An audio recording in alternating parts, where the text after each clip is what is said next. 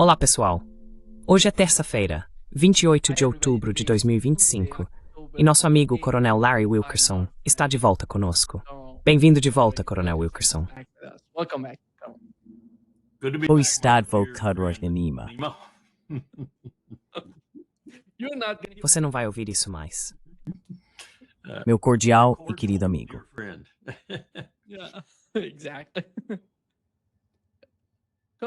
Exatamente. Coronel Larry, vamos começar com o que está acontecendo agora em Gaza. Sabemos que o primeiro-ministro israelense Benjamin Netanyahu instruiu as forças de defesa de Israel a realizar bombardeios massivos na faixa de Gaza, após alegar falsamente que o Hamas violou o cessar-fogo. Qual é a sua compreensão do que está acontecendo em Gaza? E antes de irmos para o seu comentário, aqui está a reação do secretário de Estado dos Estados Unidos, Marco Rubio, em resposta a isso. U.S. Secretary of State Marco Rubio, in response to that. E no fim de semana, Israel assassinou um oficial militar palestino. Isso não viola o cessar-fogo, pelo menos um pouco, com Israel? O Hamas já é tratado como um grupo separado. Você está falando sobre o ataque contra um integrante da Jihad Islâmica Palestina? Sim. Olha, Israel não abriu mão do seu direito à autodefesa. Obviamente, o cessar-fogo se baseia em obrigações de ambos os lados. Aliás, também gostaríamos que o Hamas acelerasse a devolução dos corpos dos reféns. Ainda temos 13 reféns, incluindo 2 americanos. Mas não vemos isso como uma violação do cessar-fogo. Eles têm o direito. E há uma ameaça iminente a Israel. E tudo isso pode...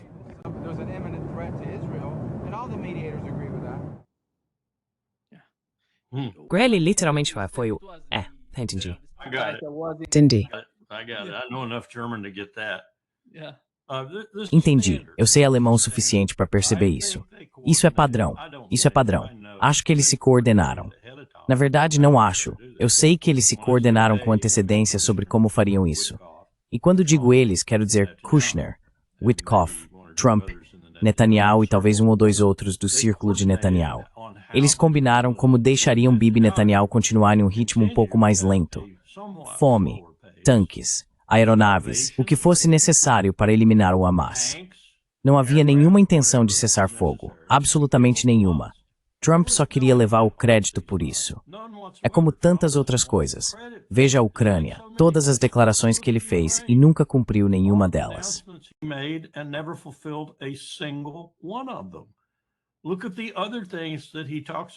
Olhe para as outras coisas sobre as quais ele fala o tempo todo, domésticas e internacionais. Coisas sobre as quais faz afirmações e nunca dá seguimento, e certamente nunca alcança seu objetivo de forma significativa. Estratégico ou não, ele não atinge seu propósito. Neste caso, porém, acho que é muito diferente. Acho que, como no período anterior, o penúltimo período da diplomacia com o Irã, quando eles violaram todas as regras do manual e atacaram, foi isso que planejaram aqui. Eles apenas planejaram em um ritmo mais lento e com o máximo de efeito junto aos israelenses. Observe como os israelenses reverenciavam Trump.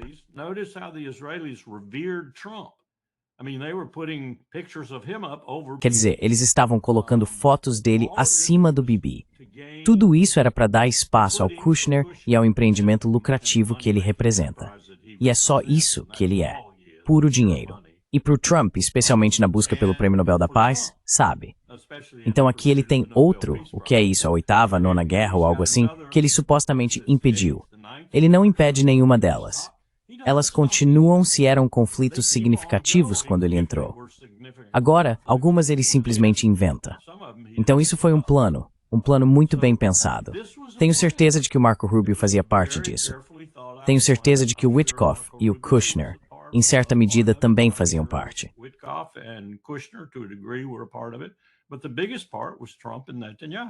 Mas a parte mais importante foi Trump e Netanyahu concordarem que teriam um acordo de paz.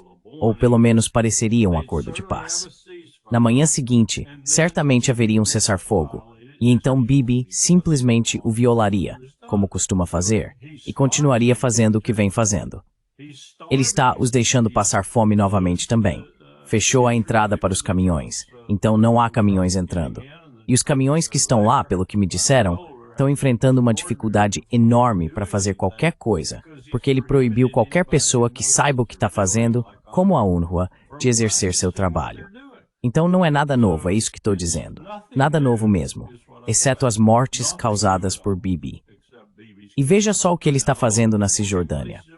O ritmo de assassinatos, mortes e desapropriações na Cisjordânia triplicou.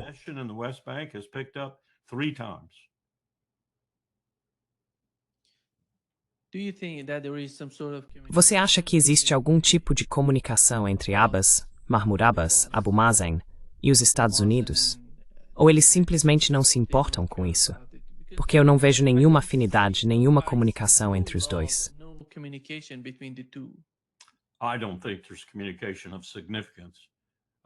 Não acho que haja qualquer comunicação significativa. Talvez Mahmoud Abbas tenha suas ligações atendidas, mas é só isso, e não por ninguém do alto escalão. Ele é realmente uma figura insignificante aqui. Uma das melhores coisas que ele poderia fazer seria se afastar e deixar alguém mais jovem, mais dinâmico e genuinamente interessado em fazer algo decente assumir a autoridade e tudo que vem com ela. Mas ele não vai fazer isso. O cargo é confortável demais. Pelo menos Arafat. Bem, lembro-me da última vez que Powell se encontrou com ele. Acho que foi em Ramallah, pouco antes de Arafat falecer.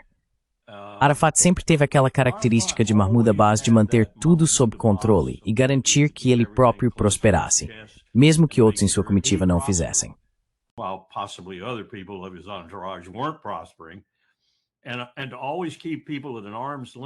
E sempre manter à distância pessoas que eram realmente cidadãos exemplares, tentando fazer pelos palestinos o que deveria ser feito por eles, e não deixá-los ir longe demais.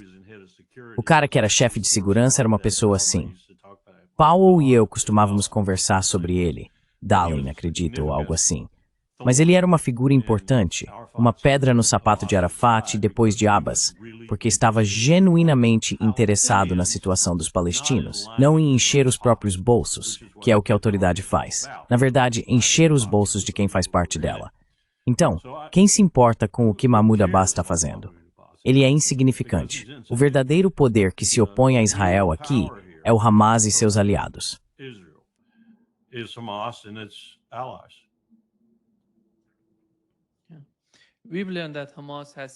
Ficamos sabendo que o Hamas cancelou a entrega dos corpos dos prisioneiros israelenses mortos, que estava marcada para hoje, Larry.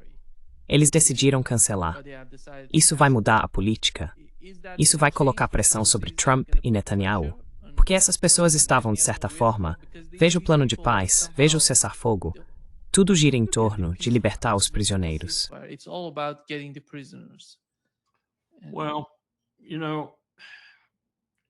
Bem, sabe, acho inconcebível que Trump, Witkoff, Rubio, todos nós, os jornais dos Estados Unidos, o rádio e a TV, não todos, mas a maioria, não percebam o desequilíbrio entre os palestinos que são feitos prisioneiros e os judeus e israelenses em geral que são feitos prisioneiros. Ambos são prisioneiros. E uma vez que você aceita isso, e aceita que existem certas regras e um certo decoro que se deve empregar ao lidar com prisioneiros, os israelenses são tão culpados, tão horrivelmente culpados, tão indescritivelmente culpados, tão atrocemente culpados, na forma como tratam aqueles que chamam de prisioneiros, seja qual for o termo usado agora.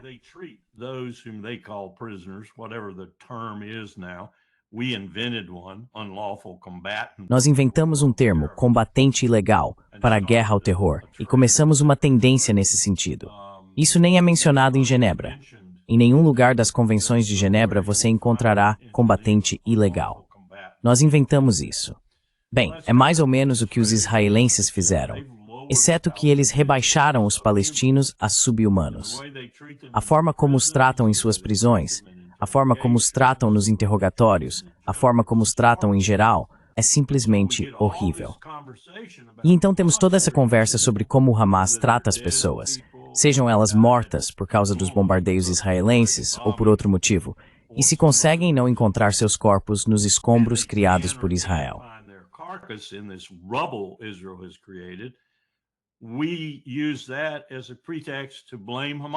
Usamos isso como pretexto para culpar o Hamas, Netanyahu, é claro, para retomar os combates, quando na verdade o verdadeiro peso da culpa e da censura recai sobre os israelenses.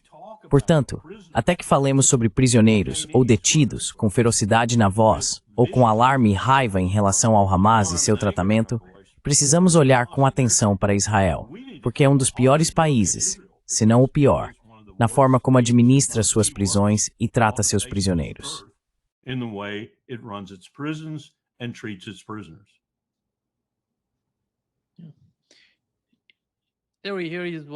Aqui está o que Donald Trump disse sobre Israel e como ele vê a posição de Israel nos Estados Unidos. Os Estados Unidos apoiam Israel, mas o fazem menos do que costumavam.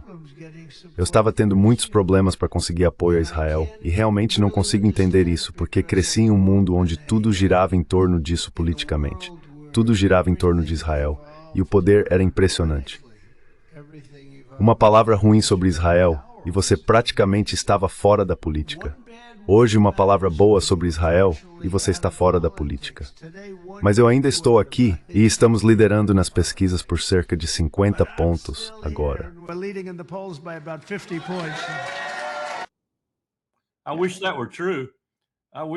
Eu queria que isso fosse verdade. Eu queria que fosse verdade o que ele acabou de dizer.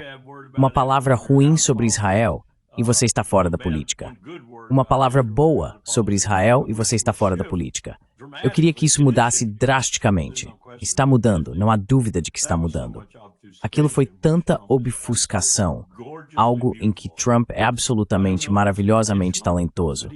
Não sei se é intencional, mas ele é provavelmente um dos melhores obfuscadores que já encontrei na vida. Ele pode ter a verdade em um ouvido, uma mentira no outro, e da sua boca sai uma combinação dos dois. É incrível. Ele tem uma habilidade inata para fazer isso.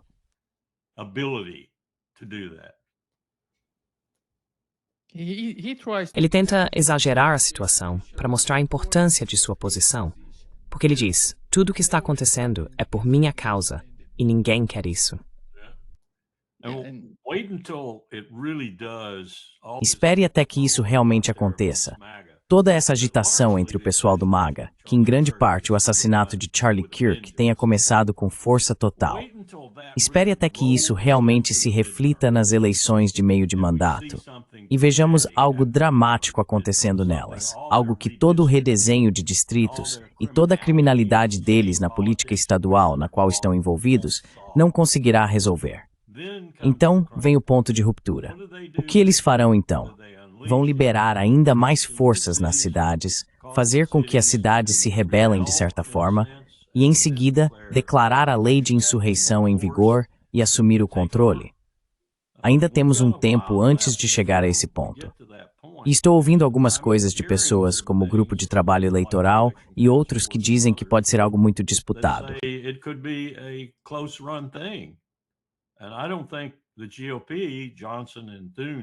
E eu não acho que o Partido Republicano, Johnson e Thune em particular, e outros desse grupo, jamais têm imaginado que havia possibilidade de perder a maioria, não apenas em uma das casas, mas em ambas. Então espere para ver o que essa situação vai provocar em Trump. É tão... e a propósito, você sabia que Johnson ainda não deu posse àquela congressista recém-eleita?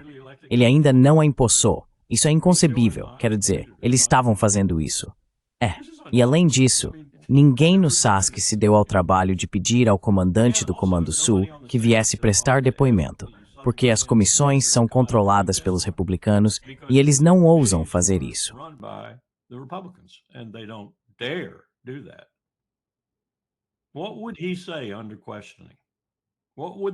O que ele diria sob interrogatório?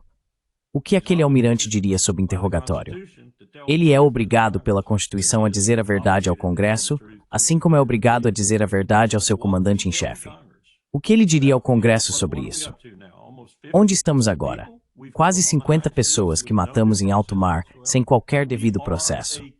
Somos um Estado categoricamente fora da lei. Estamos operando completamente fora da lei, da nossa própria lei interna e do direito internacional. Somos um Estado fora da lei. Smedley Butler disse que foi um criminoso a serviço do capitalismo em 2 continentes. Smedley Butler nem sequer reconheceria o que estamos fazendo hoje. Smedley Butler wouldn't even recognize what we're doing today. Larry, since you've mentioned the case of Charlie Kirk, I don't know. Larry, já que você mencionou o caso do Charlie Kirk, não sei se você viu o último podcast da Candace Owens. Ela está falando sobre isso. Ele disse, Charlie Kirk disse, posso ser eliminado. É. I might get wiped out. Yep. And He had a here premonition, Ele teve uma premonição, aparentemente, tipo como Martin Luther King teve uma premonição de que seria baleado. É. Quer dizer, eu não sei. I mean, I don't know if Kirk had É incrível ver esses textos.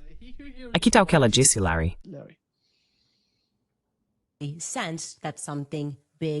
Ele sentiu que algo grande estava prestes a acontecer, e acho que era disso que se tratava o algo grande. Também quero dizer, obviamente, que não estou inventando essas mensagens. Ok, ponto de virada. Na verdade, Mike e McCoy têm acesso a todas as mensagens de Charlie Kirk. Eles podem confirmar que essas são reais. Aqui está o que ele escreveu. Estávamos falando novamente sobre Kenny, e Charlie me escreveu, você vai ser a Dama de Ferro da América. Ele tinha uma visão política tão clara para mim. Eu nunca quis esse tipo de coisa. Eu vejo isso tão claramente. Mas talvez eu seja Moisés. Talvez eu não veja tudo isso até o fim. É mal. Se for esse o caso, seja meu Davi. Eu disse, cara, você ainda nem percebeu o seu poder.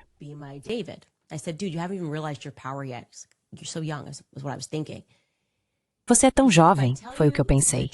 Ele disse, se eu te contar a verdadeira profecia que eu sinto no meu íntimo, é realmente triste, mas espero que esteja errada. Ele continuou, de qualquer forma, não sei se vou viver para ver o fim desta revolução. Acredito que você foi a pessoa que Deus quis que eu encontrasse, aquela que vai terminar a luta. Desde o começo da TPUSA, eu sinto, lá no fundo, que posso ser eliminado a qualquer momento. Não sei explicar, Heather, mas sonho com isso o tempo todo, tipo, o tempo todo. Enfim, essa é uma conversa pesada para outro momento, Limal. Eu disse, isso é estranho, mais uma manifestação de medo do que uma concretização. Ele respondeu, não tenho realmente medo disso, só estou te dizendo que sei que é verdade.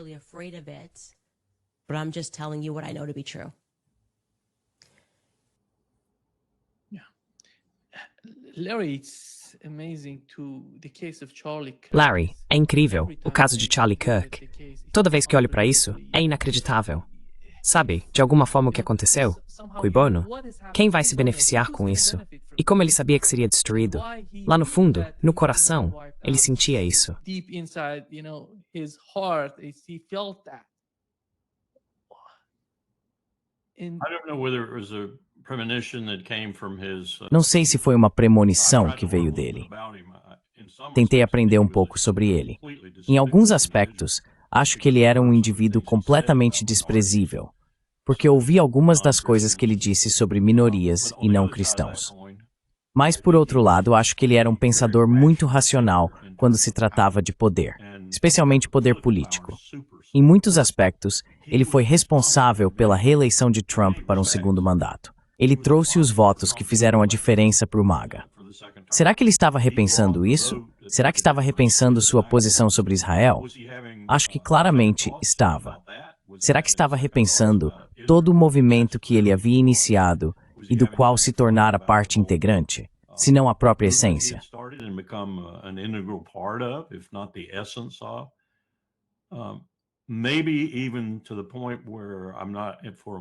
Talvez até a ponto de não vou nem por um momento compará-lo a Robert Kennedy ou Martin Luther King, mas, em termos de sua premonição da morte, talvez ele tivesse algo parecido. O Dr. King teve uma premonição da morte, e me disseram pessoas que conheciam muito bem Kennedy que ele também teve. Mas no caso de Kennedy, ele tinha a máfia contra ele, e de forma intensa. Tinha a CIA contra ele, de forma intensa. Tinha os militares contra ele, de forma intensa, assim como o irmão dele. Então havia um motivo para ele ter uma premonição da morte. Até certo ponto, havia um motivo também para o Dr. King, porque ele sabia que quando mudou sua retórica das relações raciais para a guerra do Vietnã, para o povo pobre da América, para a justiça, para as coisas que realmente estavam erradas na América, acho que naquele momento ele esperava que haveria uma bala esperando por ele, ou algum outro meio de sua morte prematura. Or some other means of his death, early death. Because when you take on so much power like that, Porque, quando você assume tanto poder, é preciso ter uma premonição desse tipo, eu acho, se for uma pessoa sensata. E com relação a Israel, acho que aquela reunião que foi tão bem descrita, que aconteceu lá nos Hamptons, em que ele foi realmente maltratado por alguns financiadores que não gostaram do fato de ele estar recusando o dinheiro deles e de não querer mais seguir suas orientações, provavelmente aprofundou e intensificou sua preocupação ao mesmo tempo. E eu acho que nunca saberemos. Sinceramente, acho que nunca saberemos quem matou Charlie Kirk. Assim como não sabemos, embora eu tenha cerca de 90% de certeza de quem matou John F. Kennedy. E até agora, vi uma abordagem muito mais desastrosa na investigação do assassinato de Charlie Kirk do que a que vi na Comissão Warren, investigando o de Kennedy. Then I saw with the Warren Commission and investigating Kennedy's.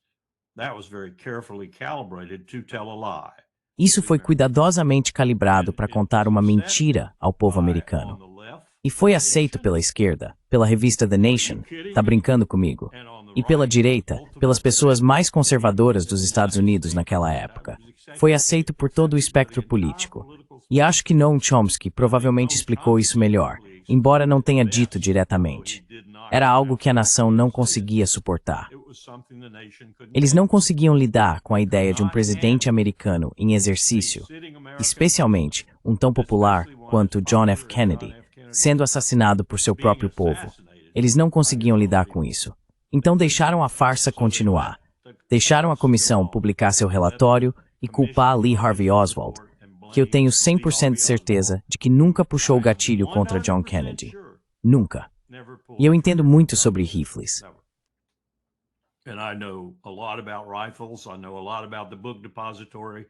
Eu sei muito sobre o depósito de livros. Sei muito sobre aquela praça. Sei muito sobre a situação. Li quase todos os livros escritos sobre isso. A história não nos absolverá é o melhor deles. E eu sei que Kennedy foi assassinado pelo próprio povo dele. O que eu não sei é se houve alguma cumplicidade das organizações formais. A CIA, o Exército, sei que houve cumplicidade com a máfia, mas será que essas três entidades sabiam o que cada uma estava fazendo ao mesmo tempo? Suspeito que para conseguirem fazer do jeito que fizeram, precisaram saber. Mas nós, como nação, não conseguiríamos lidar com isso, pensaram as pessoas que estavam no comando. E então, inventaram essa história.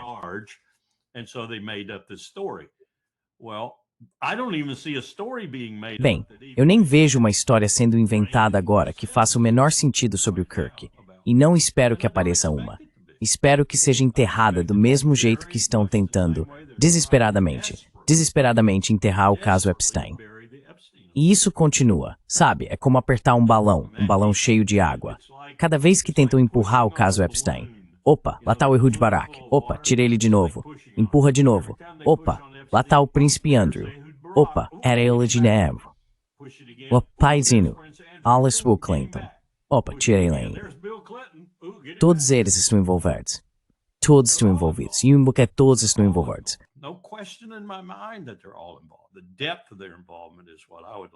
A profundidade do envolvimento deles é o que eu gostaria que fosse revelado, e então que viesse a punição.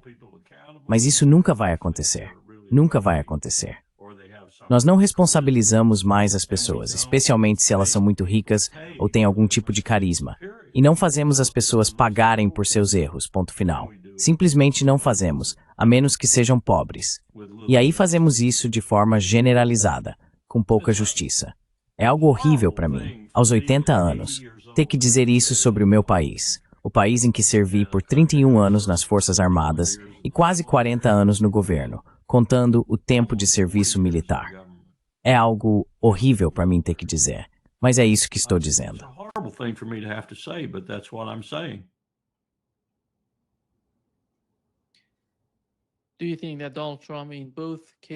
Você acha que, em ambos os casos, Donald Trump tem algumas questões pessoais acontecendo? É por isso que ele está se comportando dessa maneira? Ou ele foi convencido por Netanyahu e sua administração a não ser tão vocal, a não ir atrás do caso e descobrir o que estava por trás disso? porque o próprio Donald Trump disse que não tinha nada a ver com Jeffrey Epstein. O que não é verdade, todo mundo sabe disso. Mas a minha pergunta é, quão importante é esse caso para Donald Trump? É tão importante que ele está fazendo isso por si mesmo? Ou ele está fazendo por causa de outra pessoa? Well, you one thing you can bet your life on, Nima. Uma coisa da qual você pode ter certeza absoluta, Nima, é que se Bill Clinton, que está envolvido, e outros democratas, como Bill Richardson, por exemplo, estivessem envolvidos exclusivamente, Donald Trump estaria em cima disso como um cão de caça atrás de um coelho. Mas ele não está. Então, a única conclusão a que posso chegar é que esse político experiente, que normalmente empurra o outro lado para o túmulo, não está fazendo isso porque ele também está envolvido. É a única conclusão possível. Parece ser um esforço conjunto tanto da liderança do Partido Democrata quanto da liderança do Partido Republicano, liderada por Donald Trump, para garantir que os arquivos de Epstein nunca sejam devidamente examinados, investigados ou levados a processos legais. Parece ser esse o caso, e só posso concluir uma coisa. Todos são culpados. Acho que a pessoa mais culpada sobre quem li não é Bill Clinton. Pensei isso por um tempo. Nem o príncipe Andrew. Também pensei isso por um tempo. E realmente acho que eles são muito, muito culpados de algo. Embora, além das coisas que imaginamos em nossas mentes, considerando Epstein e sua trajetória, eu não saiba exatamente do que.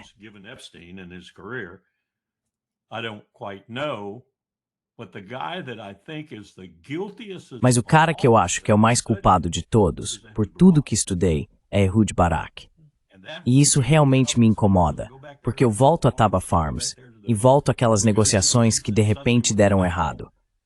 Arafat sentado ali como um cervo pego pelos faróis, sem saber o que o atingiu quando aconteceu. Será que chegaram até Barak? Será que chegaram até ele e disseram você não vai a lugar nenhum com isso? Os acordos de Oslo estão mortos porque temos um dossiê sobre você? E claro, poderiam ter feito o mesmo com Clinton. Nunca saberemos.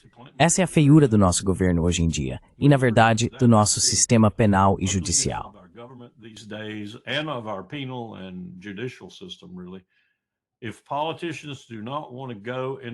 Se os políticos não quiserem se envolver em algo que afete os dois lados, simplesmente não o farão. Você nunca terá uma investigação que realmente revele algo que se pareça com a verdade e, portanto, responsabilize as pessoas por terem participado dessa verdade. Se for um crime, simplesmente não vai acontecer. E agora, estou muito preocupado com pessoas como Ghislaine Maxwell e outros que sabemos com certeza que são culpados. Quero dizer, como é possível não saber que ela é culpada? Eles estão se safando porque as pessoas têm tanto medo de ir mais a fundo. Vamos deixar que aqueles que deveriam ter sido responsabilizados, seres humanos desprezíveis, se livrem.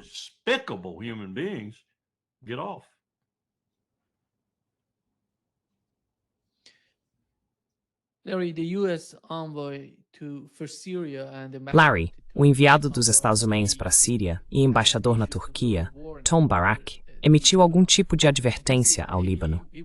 Ele foi até lá e disse, esta será minha última visita ao Líbano. Informarei o presidente, o primeiro-ministro e o presidente do parlamento que eles têm uma última chance.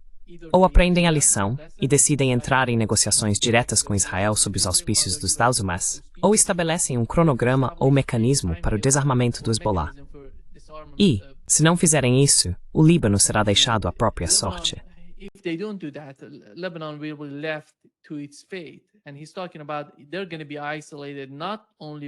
E ele está dizendo que eles serão isolados, não apenas pela região, mas também pelos Estados Unidos.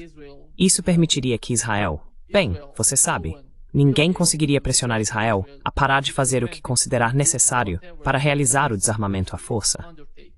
Se não soubéssemos a realidade do Hezbollah e como eles podem revidar contra Israel, quase pareceria que alguém está...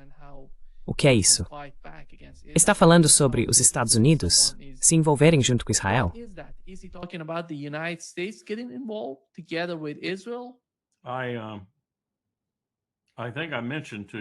Acho que mencionei a você a estratégia do Clean Break, o esforço neoconservador para limpar o Levante, para garantir que não houvesse ninguém no Levante, ou no Sudoeste Asiático em geral, que pudesse se opor aos Estados Unidos com qualquer tipo de força real. E isso incluía o Líbano. Sempre achei que, eventualmente, os Estados Unidos mostrariam sua face nisso, e que haveria uma bênção para Israel terminar o trabalho no Líbano. Isso me parece uma evidência prima facie de que isso está prestes a acontecer. Netanyahu não apenas será liberado para agir com força total em Gaza, mas também será liberado para agir no Líbano. Outro país envolvido nisso é a Síria. Ele vai agir em série, por assim dizer. Um depois do outro. Ele também será liberado para agir lá?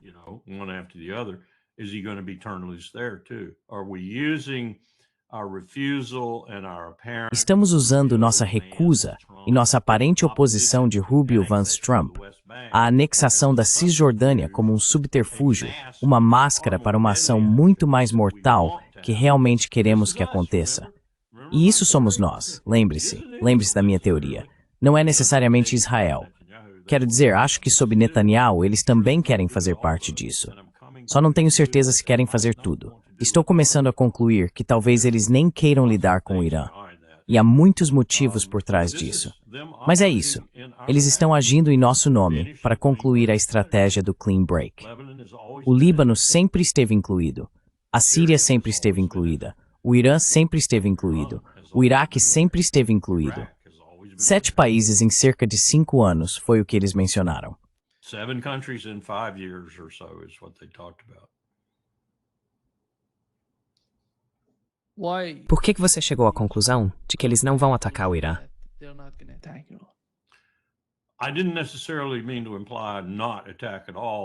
Eu não quis necessariamente insinuar que eles não atacariam de forma alguma, mas acho que estão repensando isso 1, 2, 3 vezes.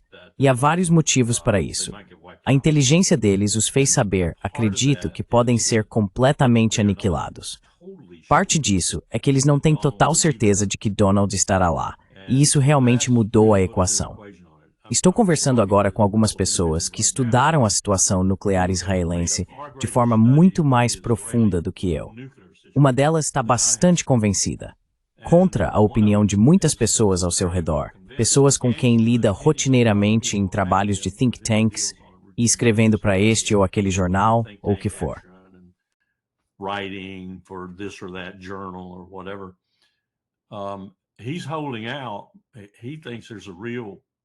Ele está resistindo. Ele acha que há uma possibilidade real de que Israel possa usar uma arma nuclear. Não tenho certeza se discordo dele.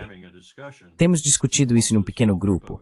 Será que pode ser o caso de que isso, não vou dizer que seja uma coisa boa, mas que pare por aí, que isso seja o fim da guerra, que estejamos todos errados sobre a escalada neste caso específico, e que se eles usarem uma arma nuclear, o Irã provavelmente, se tiver uma, usaria uma de volta contra eles. E isso seria o fim.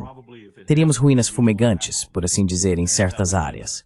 Certamente em Israel haveria ruínas fumegantes, porque é um país muito pequeno.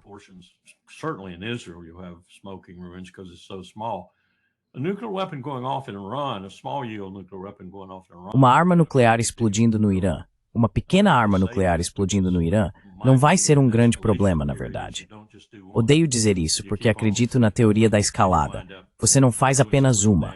Você continua e acaba causando danos reais, se não danos existenciais, às pessoas na Terra.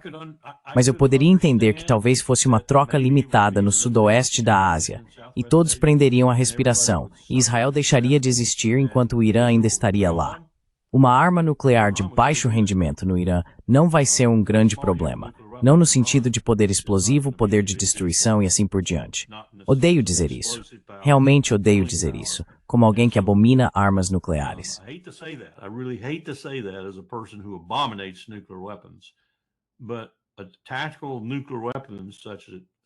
Mas uma arma nuclear tática, como seria, algo que poderia ser lançado de um submarino israelense ou algo assim, não teria o mesmo tipo de impacto que a mesma arma disparada contra Israel teria, porque seria devastador para Israel. Então não sei para onde estamos indo com isso, mas passei a ter um novo medo depois de conversar com algumas dessas pessoas sobre a troca de armas nucleares no Levante. E acho que isso é um choque, não um impeditivo, mas algo que trava o pensamento, até mesmo para Netanyahu. Quero fazer isso? Quero ir tão longe, mesmo em circunstâncias existenciais? Lembro que Golda Meir disse que faria, mas acho que aquilo foi para a imprensa. Sabe, ela queria que todos pensassem que eles fariam.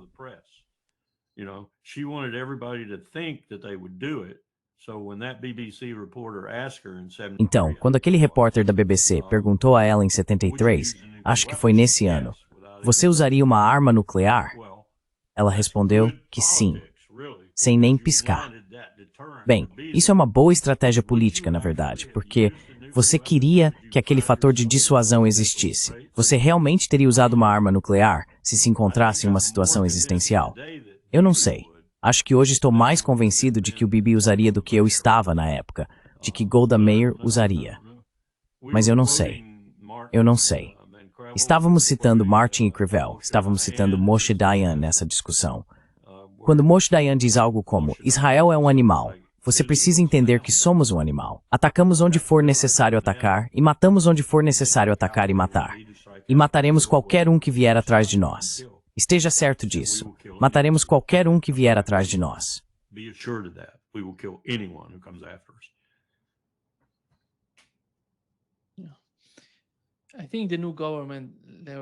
Sim, acho que o novo governo do Irã decidiu se voltar para o Oriente. Eu observo a mídia iraniana e o tom tem mudado drasticamente desde que a guerra entre Irã e Israel começou. E aqui está o que ouvimos do vice-ministro das Relações Exteriores da Rússia, Sergei Ryabkov, sobre a situação atual entre o Irã e a Rússia.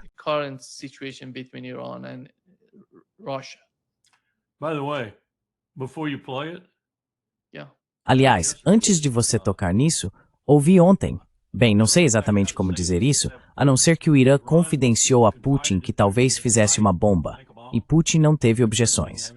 Não tenho como verificar isso, mas faz sentido para mim. Se você pensar na situação atual, faz sentido, especialmente se incluir o Paquistão e alguma manobra para controlar o que Putin provavelmente percebe como inevitável. Então ele está tentando controlar isso, porque acho que os iranianos decidiram fazer uma bomba.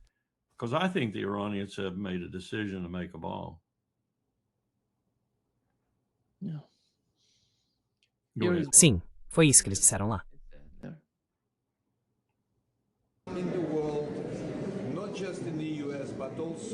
Não apenas nos Estados Unidos, mas também na Europa, dentro da União Europeia, eles usam isso como pretexto para intimidação, para o uso de poder militar contra o Irã, o que condenamos veementemente. Estamos de mãos dadas lado a lado com o Irã e assim continuará no futuro. Agradecemos muito todo o apoio que recebemos do Irã, política e de outras formas. Isso é importante neste momento desafiador.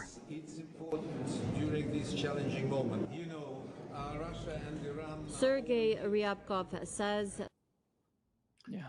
Sim, e ele está dizendo isso. Acho que em relação à Venezuela e à Colômbia também. Sim, e ele deveria estar, deveria mesmo. Se você fala sobre intimidação, acho que afinal de contas, tanto o Irã quanto a Rússia estão preocupados com o que está acontecendo na Venezuela, porque eles veem que o que acontece lá pode influenciar significativamente todo o conflito.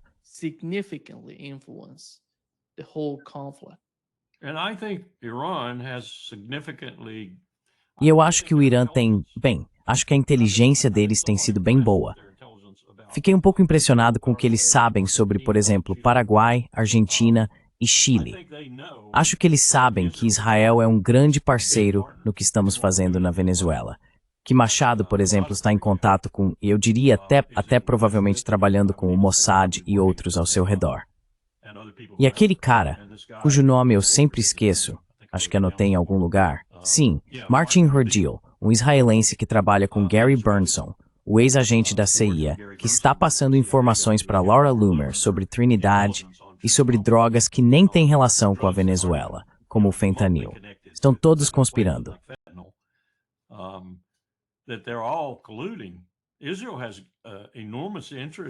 Israel também tem um enorme interesse nos recursos da Venezuela e participou da decisão presidencial de 2016 do presidente Trump, que permitiu a Pompeo, então diretor da CIA, iniciar uma ação secreta contra Maduro. Não é como se isso fosse algo novo. Isso já vem acontecendo há algum tempo. Só que agora ganhou destaque militar convencional, porque mover um porta-aviões e seu grupo de batalha de uma região essencialmente no sudoeste da Ásia, acho que era lá que ele estava. Até a Venezuela é uma situação completamente diferente. Não estamos mais falando de uma operação secreta, nem mesmo de encobrir uma operação secreta, o que se poderia dizer que talvez fosse o caso com o desdobramento militar anterior. Mas este desdobramento militar não é apenas intimidação, é uma ameaça muito séria.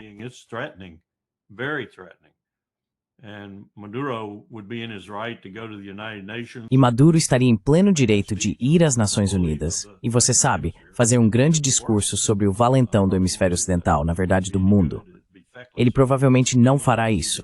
Não adiantaria nada, seria inútil. Mas, ainda assim, ele estaria totalmente dentro de seus direitos em fazê-lo, porque o que estamos fazendo é simplesmente inconcebível. Se tivéssemos uma organização ativa e formidável no Caribe, no Golfo, na América Latina, uma que não fosse tão intimidada pelos Estados Unidos, e eu já estive no BID em lugares assim, então sei como eles são. Se tivéssemos alguém com coragem e determinação para se levantar, então teríamos uma retórica mais contundente acontecendo, pelo menos agora. Sabe onde é o único lugar em que ouço uma retórica realmente forte? Em Havana.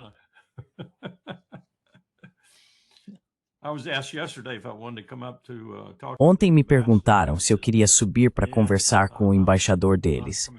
E eu disse sim, não vou voltar para Nova York por um tempo, se vocês vierem até aqui. Então agora acho que estão organizando para o embaixador vir até aqui e bater um papo. Mas sobre o que vamos conversar? Quero dizer, sobre a mesma coisa de que temos falado há 15 anos, exceto por aquele interregno durante o governo do presidente Obama, quando tivemos uma reaproximação e estávamos realmente fazendo progresso. Agora estamos de volta, muito além e atrás da estaca zero com Cuba. Essa situação que está acontecendo agora com a Melissa também me incomoda muito, porque a Jamaica provavelmente vai ser devastada. Quero dizer, é só olhar para a maré de tempestade, para a chuva, estão falando em 53 polegadas de chuva em algo como 10 horas. Dá para imaginar isso? E ainda por cima vem a maré de tempestade com ventos de 195 nós. Se sobrar alguma coisa da Jamaica, vou ficar surpreso.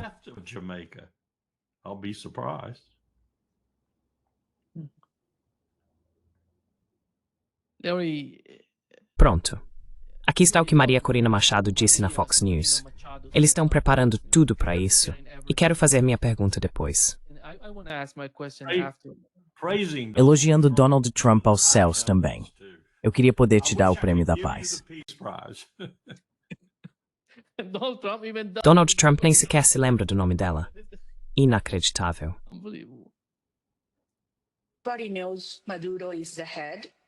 Todo mundo sabe que Maduro é o chefe do maior cartel de drogas, o Cartel dos Sóis, e também o chefe do Trem de Aragua, uma rede criminosa que cometeu crimes nos Estados Unidos, no Canadá, até a Argentina e o Chile. Tudo é comandado por Maduro. É isso. Homem ocupado, não é? Homem ocupado. Ele está atuando das partes sul às partes norte do hemisfério, em ambos os oceanos.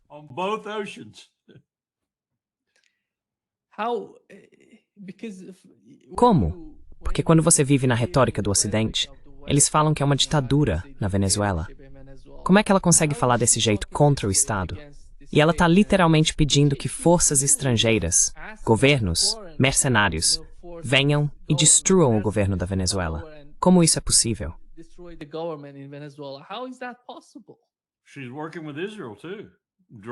Ela também está trabalhando com Israel, diretamente com Israel. Isso me lembra muito o Juan Guaidó.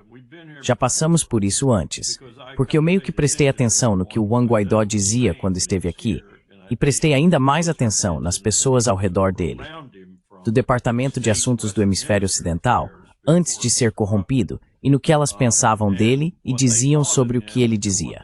As mesmas coisas. Quer dizer, nós encontramos o Juan Guaidó, o colocamos na galeria do Congresso, durante, acho que um discurso sobre o Estado da União, o reconhecemos e todo esse tipo de coisa. Meus contatos colombianos me disseram que ele tinha talvez 4,5% do povo da Venezuela ao seu lado. Mas era como se ele tivesse o controle de todo o Estado. E era o Maduro quem o impedia de, realizar seu verdadeiro propósito na Venezuela. E agora é a mesma coisa com ela.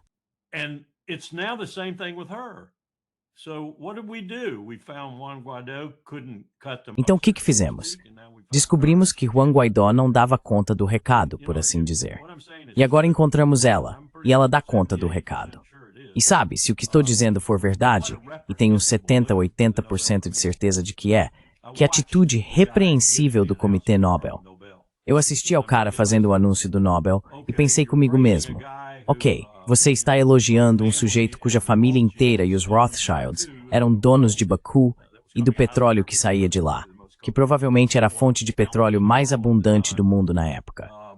Então, não fico muito feliz com quem foi seu progenitor ou fundador, mas você está falando dela como se fosse uma espécie de luz sobre a face da Terra, não muito diferente de Madre Teresa.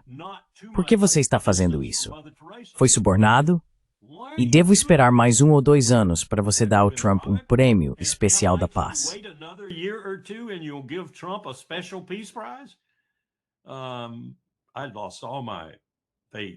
Perdi toda a minha fé nesse comitê, especialmente no que diz respeito ao prêmio da paz.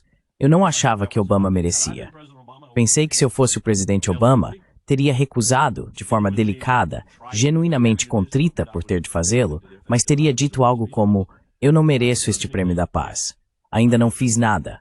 Acabei de ser eleito.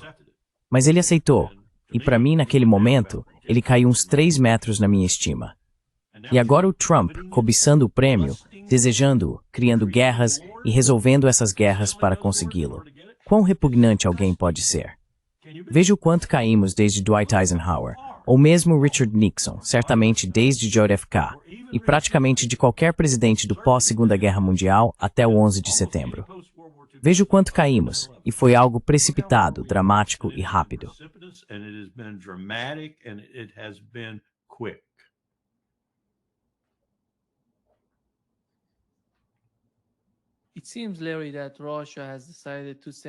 Parece, Larry, que a Rússia decidiu enviar o grupo Wagner para a Venezuela. Ontem soubemos que um avião russo, o mesado pelo grupo Wagner, pousou lá. O ex-chefe da Blackwater, Eric Prince, provavelmente já está lá.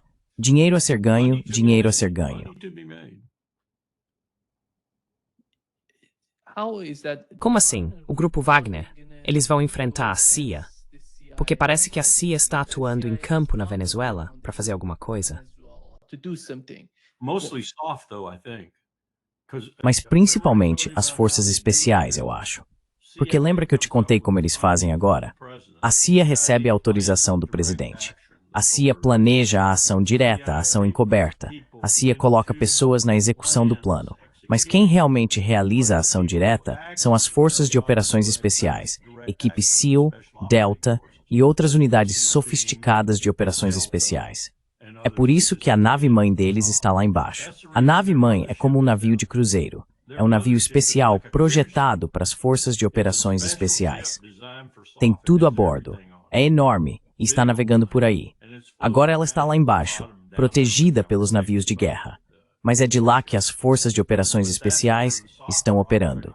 E você lembra daquele livro do Tom Clancy que virou filme?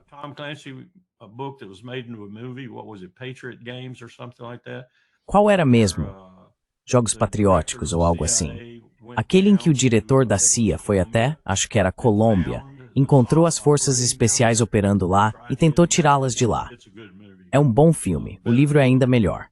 Mas isso aqui é a mesma coisa em escala muito maior. É algo muito mais amplo do que o que Tom Clancy revelou sobre a Colômbia.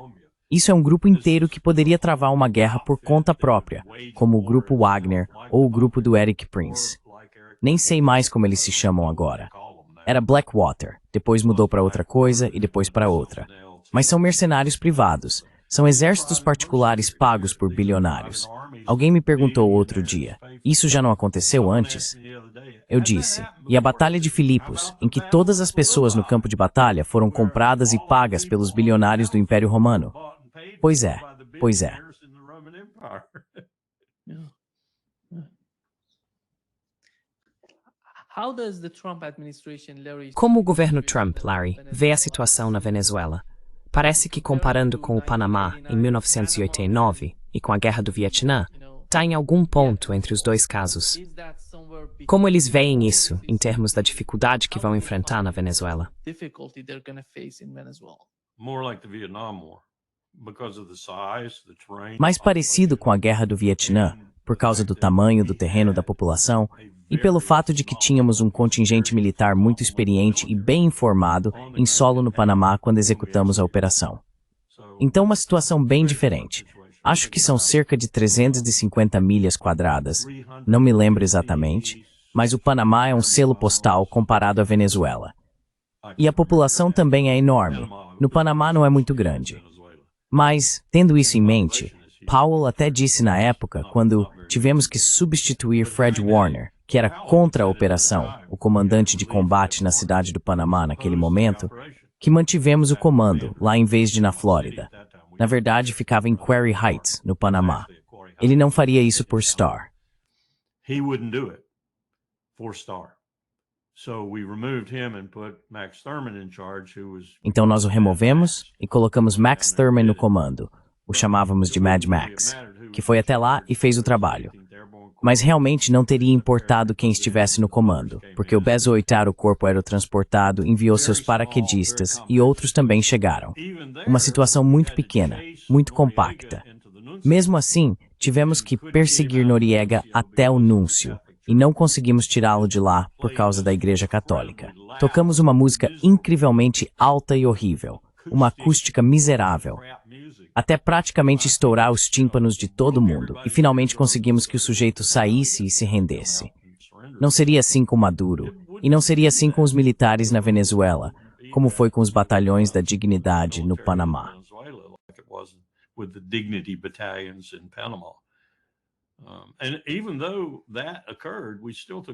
E mesmo assim, ainda tivemos algumas baixas.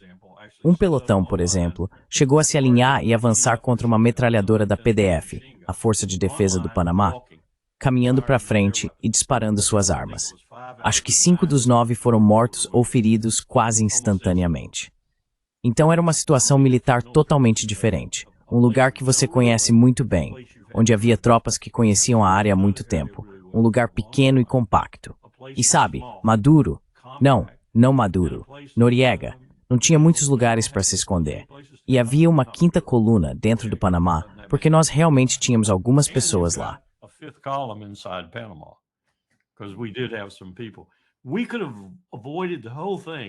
Poderíamos ter evitado tudo isso, Nima, se tivéssemos uma força de emergência melhor no Conselho de Segurança Nacional. Houve um major, acho que era um major, que entrou e confrontou Noriega com uma arma.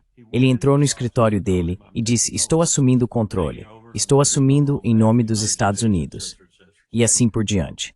Nós não reconhecemos que aquilo era uma tentativa genuína dos panamenhos de se livrar dele e de nos ajudar. Como falhamos, Noriega conseguiu cuidar do assunto. Então poderíamos ter evitado tudo, assim como fizemos nas Filipinas, quando Cory Aquino nos ligou e disse: "Tem uma tropa marchando em direção ao Palácio Presidencial e eles vão tomar o governo." E provavelmente teriam feito isso.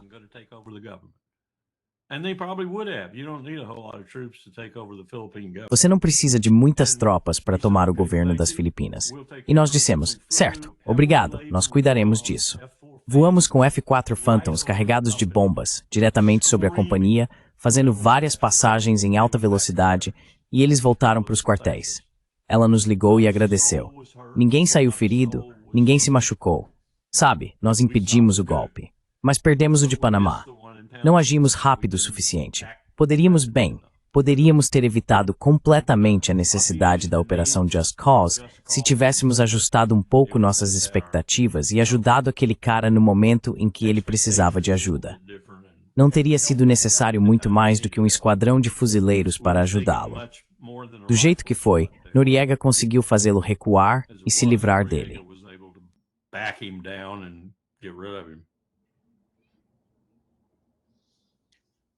Larry, Russia has announced a new missile called Terry, a Rússia anunciou um novo míssil. Ele se chama Burevestnik. O Burevestnik é um míssil de cruzeiro movido a energia nuclear, com alcance praticamente ilimitado. Ele pode mudar de direção quase instantaneamente. O que está acontecendo no conflito na Ucrânia? Quando se trata desse tipo de anúncio vindo da Rússia, sabe, já tivemos o Burevestnik antes, e agora este é um sistema movido a energia nuclear. Essas são sinalizações, mensagens que vêm da Rússia para informar ou de alguma forma alertar o Ocidente. O que você entende dessa mensagem? Se há uma mensagem aqui, qual seria, na sua opinião? If there is some sort of message, what would that be in your opinion? Acho que a mensagem de Putin tem sido consistente e constante o tempo todo. O que acontece é que surgem novos desdobramentos por causa dos europeus e dos Estados Unidos. E quando esses novos desdobramentos ocorrem, Putin transmite a mesma mensagem, mas com uma observação sobre o movimento mais recente da Europa, dos Estados, ou de ambos. Neste caso, tudo foi gerado, acredito, pela linguagem usada por ambos os lados em relação aos Tomahawks, mas também a outras questões. Quero dizer, esquecemos que os alemães têm um míssil lá, e os britânicos têm um míssil lá, e todos eles, mais ou menos, exigem pessoas em solo, ou pelo menos no ar, com a ajuda de satélite, para direcioná-los, especialmente para alvos em profundidade dentro da Rússia. Então, Putin está olhando para todos da mesma forma. Se você atingir algo vital dentro da Rússia, bem no interior da Rússia, então vai receber o troco. Vai receber de volta.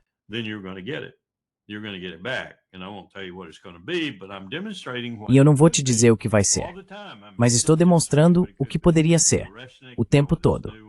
Estou demonstrando o que poderia ser com o Burevestnik e agora com este novo. A questão é, sobre o que o Estado-Maior dele está informando. Porque acho que Doug McGregor está certo sobre isso. Acho que ele basicamente está deixando o Estado-Maior agir como quiser, porque tem sido muito bem sucedido. Está funcionando do jeito que eles queriam. Eles o informaram completamente. Ele entende o que eles querem fazer, entende que estão conseguindo fazer isso. Então eles estão praticamente por conta própria agora, talvez com orientações ocasionais dele. O que complica isso, é claro, somos nós e os europeus. Simplesmente não queremos encarar a realidade. E Zelensky, é claro, não quer encarar a realidade, porque se ele encarar a realidade, ele está morto. Ele está morto. Então eu não sei para onde vamos a partir daqui. Realmente não sei.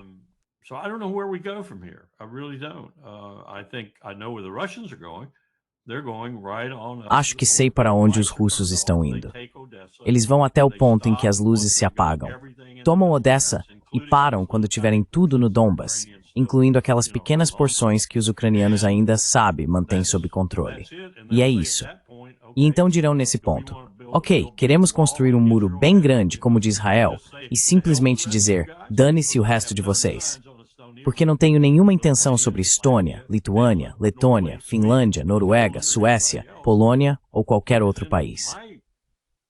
E aí vem minha grande preocupação, especialmente em relação à Polônia.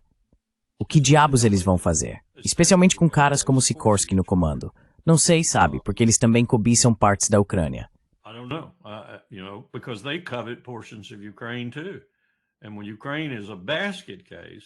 E quando a Ucrânia estiver em frangalhos, e ela vai estar praticamente em frangalhos, sem nem mesmo um porto no Mar Negro ao final disso, talvez em 1 ou 2 anos, o que a Polônia fará se a Ucrânia for incapaz, totalmente incapaz, de fazer qualquer coisa a respeito?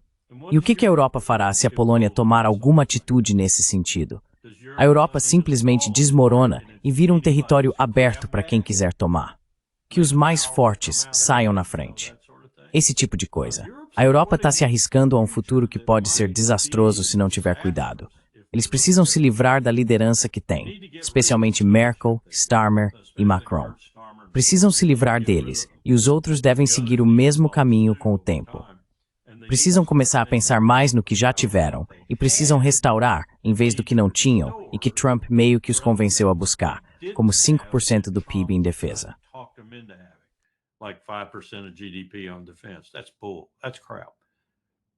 Isso é besteira. Isso é um absurdo.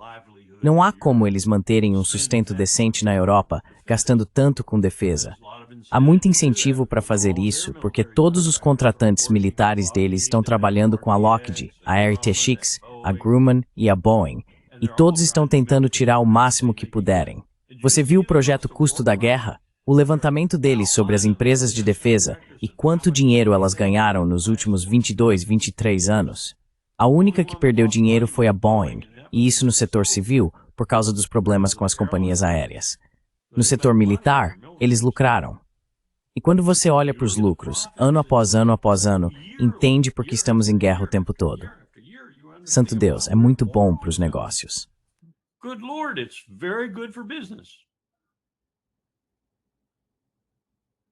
Seems that they're planning, Larry, at least for Parece que eles estão planejando, Larry, continuar lutando contra a Rússia por pelo menos mais 2 ou 3 anos, manter o conflito em andamento. Donald Trump não parece, bem, não sei se você vê da mesma forma, mas ele não se importa, contanto que esteja recebendo o dinheiro da OTAN, dos países europeus. Se eles vão aumentar de 2% para 5%, isso é incrível para ele. É só me dar o dinheiro e continuar. Ele não se importa com o que realmente está acontecendo. Vocês estão indo as armas para a Ucrânia, porque sending the weapons to Ukraine.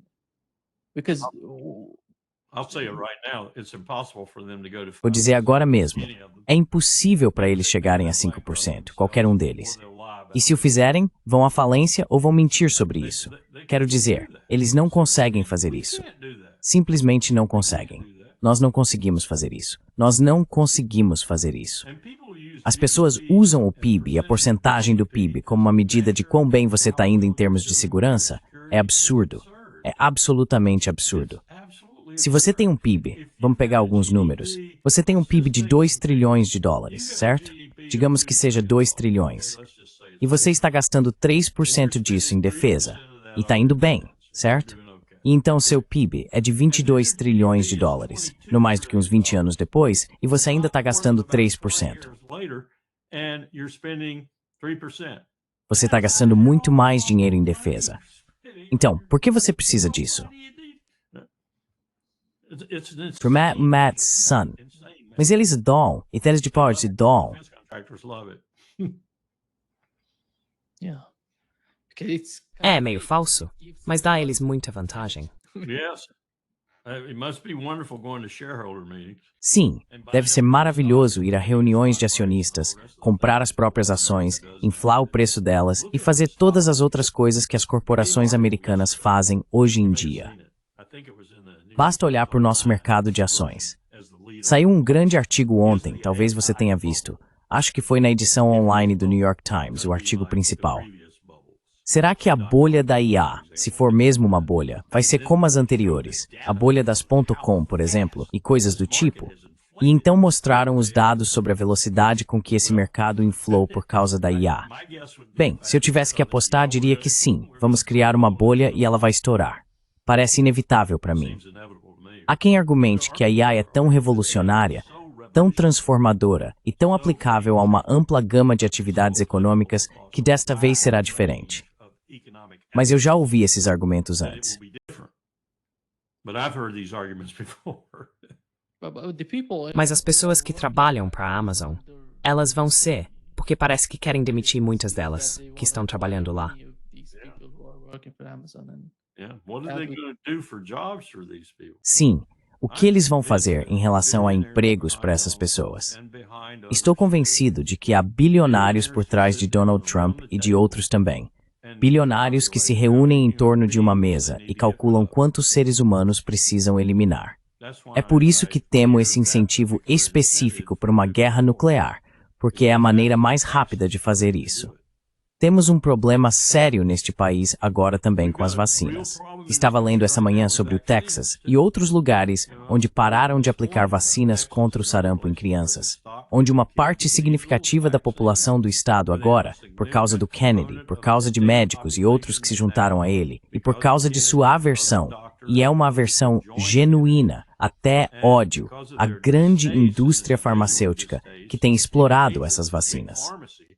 Which has milked these vaccines Claramente, eles exploraram isso por dinheiro e lucro. Essas coisas estão se combinando para tornar nosso país muito perigoso neste momento em relação às nossas crianças, porque está tudo confuso e as pessoas não estão tomando as vacinas que deveriam, como sarampo no Texas, onde 2 ou 3 crianças já morreram, poliomielite, coisas assim. Eles estão simplesmente descartando tudo, jogando o bebê fora junto com a água do banho, sabe? Quero dizer, ninguém mete em tudo agora.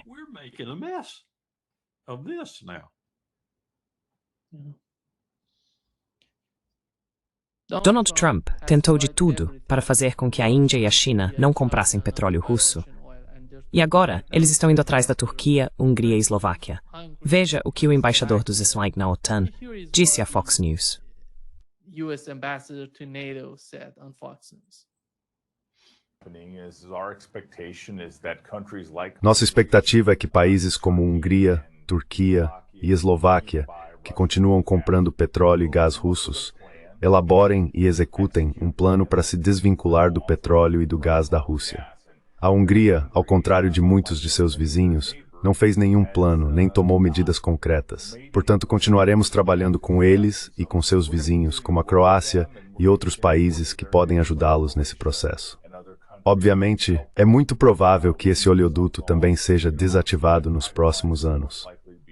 Há muito planejamento que nossos amigos na Hungria precisam fazer, e nós vamos ajudá-los, como um bom aliado, a elaborar e implementar esses planos para se libertarem do petróleo e do gás russos.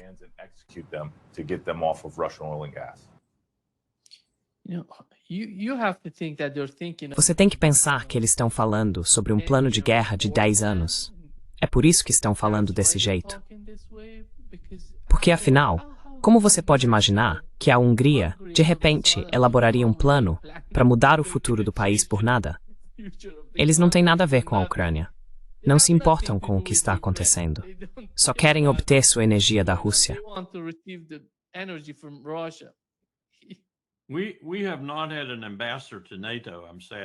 Não temos um embaixador na OTAN, lamento dizer. Há quase 20 anos que vale um pingo de urina morna, e Whitaker não é exceção. Então, não dou muito crédito às declarações dele, além do fato de que ele provavelmente está falando a partir de um roteiro que lhe foi dado por Scott Bessent, ou sabe, por alguém da OTAN, como Mark Rutte, ou talvez até pelo próprio Donald. E apenas ouça o que ele está dizendo. Ele está dizendo que provavelmente o maior poder entre todos os poderes do mercado de petróleo na face da Terra, em última instância a Rússia, deve ser proibido de vender esse produto, um produto de que o mundo inteiro precisa. Até nos livrarmos dele, precisamos dele. Todo mundo precisa. E vamos explodir o oleoduto de novo. Foi isso que ele insinuou. Se chegar a esse ponto, vamos explodir o seu oleoduto também.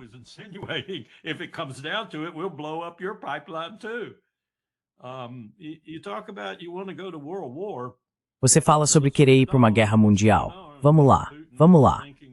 Tenho certeza de que o Putin também está pensando nessa possibilidade, por causa de comentários como esse do Whitaker. É absurdo. Você conversa com o pessoal do petróleo e eles apenas dão de ombros, tipo, sabe, isso é uma commodity. Não é como ovos, bacon ou frango. É uma commodity que todo mundo no mundo precisa ter de uma forma ou de outra. E nem estamos mencionando o fertilizante e todos os outros produtos petroquímicos que vêm disso.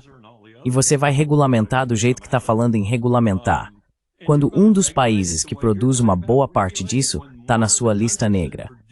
Me poupe. Isso é tudo política.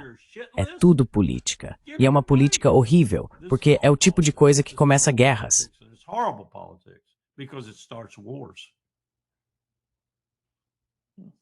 Sim. Muito obrigado, Larry, por estar conosco hoje. É um grande prazer. É um prazer estar com meu querido amigo do Brasil. Como se diz querido amigo em português? Dear friend, beloved friend. Querido amigo? Querido. Querido significa dear. Querido. Significa dear.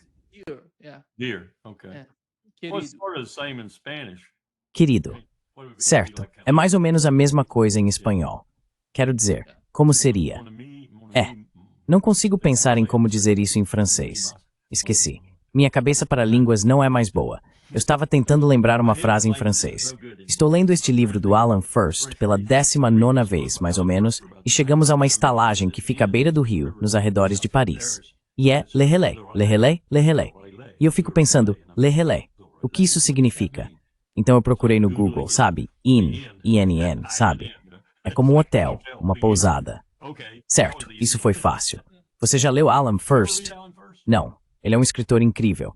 É melhor do que a maioria dos historiadores sobre os anos de guerra, mais ou menos de 1935 a 45.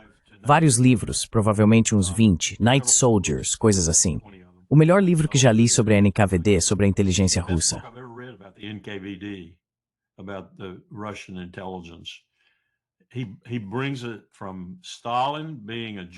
Ele traça isso desde Stalin ser georgiano e membro da Checa do Czar, construindo essa incrível enciclopédia de todos em todos os países satélites e na própria Rússia, e depois se tornando Stalin e possuindo aquele conhecimento. Foi por isso que ele era tão poderoso, porque conhecia todo mundo desde os tempos da Checa do Czar. Ele sabia onde todos os esqueletos estavam enterrados, sabia quem matar e quando. Sabia quando promover pogroms contra os judeus, que o haviam ajudado enormemente a chegar ao poder, e depois administravam grande parte do governo soviético. E então ele matou todos eles. Quero dizer, é um livro incrível, é desse tamanho. Mas ele é um historiador melhor do que a maioria dos historiadores de fato. Suas fontes são impecáveis.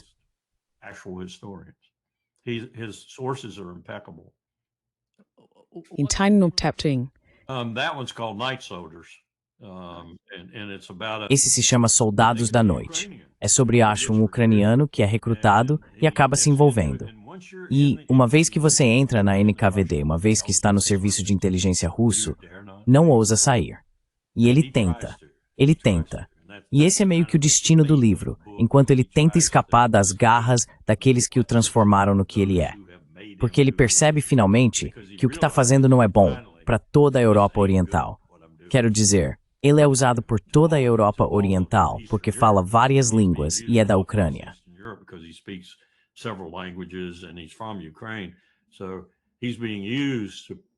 Então ele está sendo usado para, você sabe, reunir todas essas outras pessoas e fazer com que metade delas acabe morta.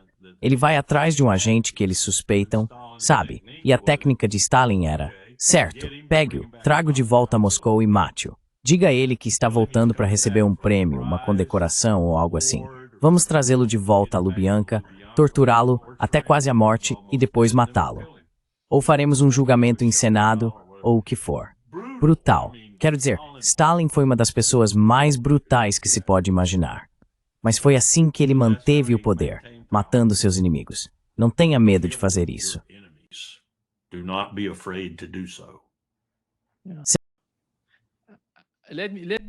Deixe-me mostrar o livro, porque todo mundo está perguntando nos comentários qual era o nome do livro e tudo mais. Soldados Hein. Sim, Soldados da Noite. Quero mencionar essa cena aqui. Mas ele escreveu vários livros, e todos são simplesmente excelentes. Sabe quem o recomendou para mim? Eu estava no Departamento de Estado, e um dos caras que depois veio trabalhar no meu escritório. Aí está, sim, esse é o livro. Entrou no meu escritório e disse Tom Finger, era o nome dele, e mais tarde ele seria vice-DNI de John Negroponte, o primeiro DNI. E Tom disse, se você não leu Alan First, você não conhece a Segunda Guerra Mundial.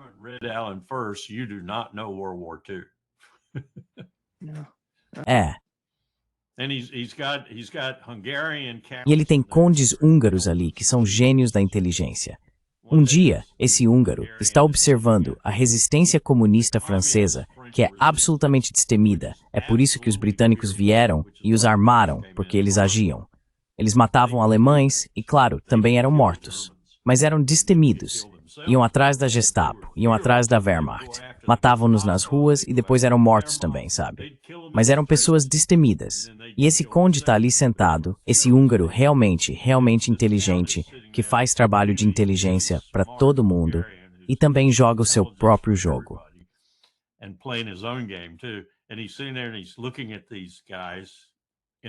E ele está sentado ali, olhando para aqueles caras em uma reunião, E pensa consigo mesmo, sabe? É realmente bom que com pessoas assim, você não possa simplesmente contar até 10 e dizer agora.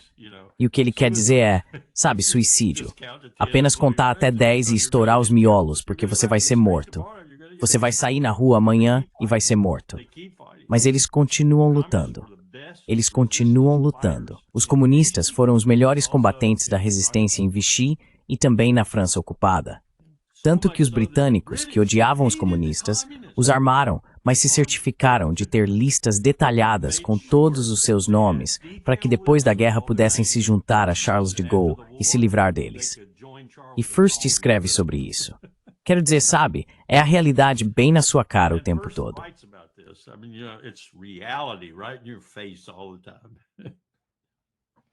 Incrível.